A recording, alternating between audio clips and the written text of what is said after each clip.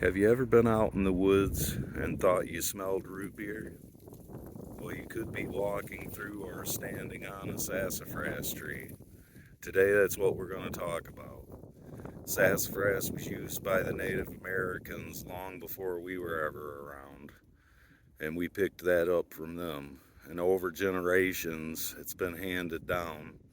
My grandparents used sassafras, my great grandmother, and that all passed down to me, and now every once in a while I enjoy a cup of sassafras tea too.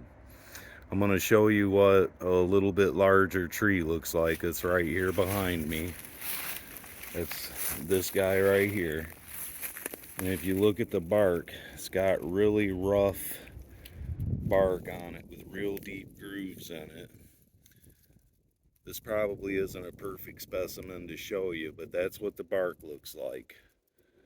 And now walk with me over here and I will show you smaller sassafras trees. They're a little bit easier to identify and dig the roots of. So bear with me just a second. Okay, right here. This right here is a small sassafras tree.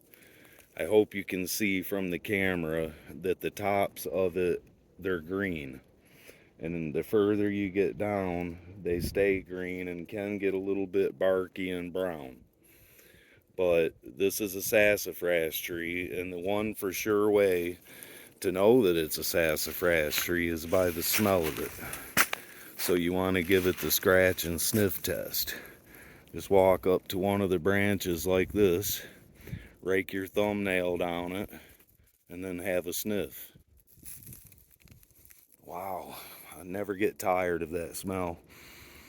It smells just like root beer, really aromatic stuff, so you know you've got the right tree at this point.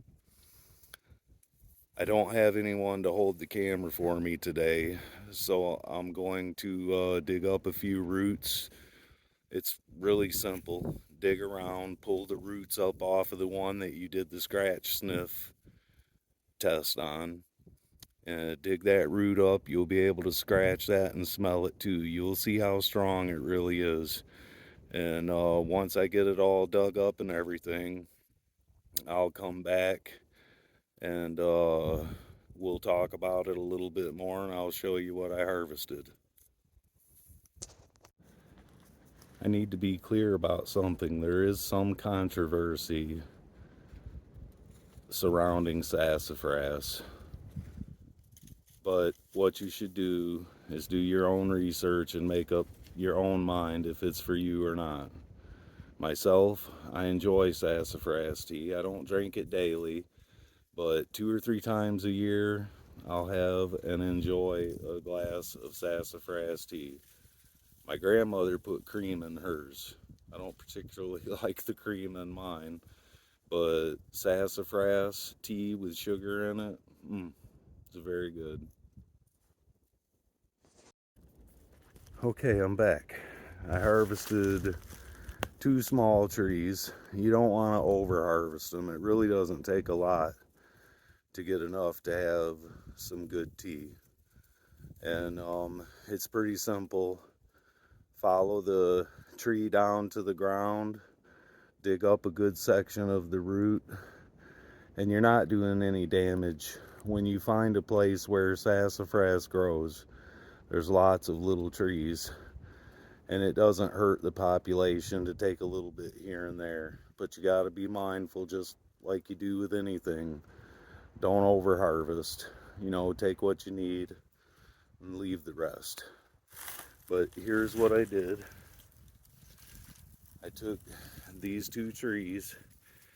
You can see how green they are all the way down. And there's the roots. That's more than enough to make a whole bunch of tea. So that's what I'm gonna do. I'll take these home, I'll clean them up, and on my later video here in the next day or two, I'll show you guys how I make my tea, and we'll walk through that video. And you can find sassafras in places where hardwood trees grow, you know, oaks, maples, even near popples.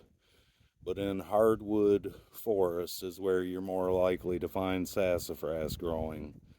And it's quite abundant. You just want to look for the green trees.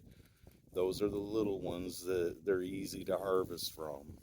The bigger trees, not so much. The roots are bigger and you got to chop through them. But with these littler trees, you can just pull them right up or slightly dig around them and then pull them, and you've got what you need. And if you guys are enjoying the content that I'm bringing out, follow me along. And in later videos, I'll show you guys how to make tea and keep this sort of thing going. So follow along if you like it, and until next time.